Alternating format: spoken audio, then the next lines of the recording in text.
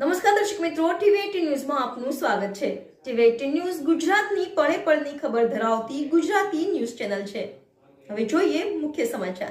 પ્રકૃતિની વચ્ચે યોગનો અનોખો પ્રયોગ। ખીજડીયા પક્ષી અભયારણ્યમાં ઈટરાના 200 લોકોએ યોગાભ્યાસ કર્યો। જામનગર સ્થિત આયુર્વેદ શિક્ષણ અને અનુસંધાન સંસ્થાના ITRA દ્વારા આંતરરાષ્ટ્રીય યોગ દિવસની ઉજવણીનું આયોજન કરવામાં આવ્યું છે। અંતર્ગત 12 જૂનના રોજ સવારે 7:30 થી 8:45 દરમિયાન રામસર સાઇટ ખીજડીયા પક્ષી અભયારણ્ય ખાતે યોગ નિદર્શન કાર્યક્રમ યોજાયો હતો। કાર્યક્રમમાં ઈટરાના નિયામક પ્રોફેસર ડોક્ટર તનુજા નેસરીએ નેતૃત્વ સંભાળ્યું।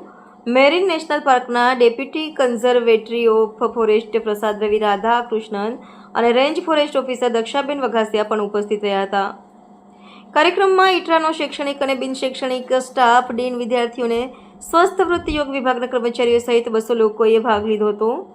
સહભાગીઓએ પ્રકૃતિની વચ્ચે યોગાભ્યાસ કરી અભયારણ્યનું વાતાવરણ યોગમય બનાવ્યું હતું।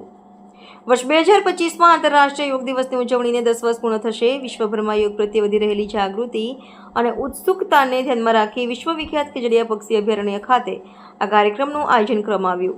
આ પ્રયાસ લોકોને યોગ તરફ વધુ આકર્ષિત કરશે તેવી આશા છે। ટીવી18 ન્યૂઝ ગુજરાતી, જામનગર।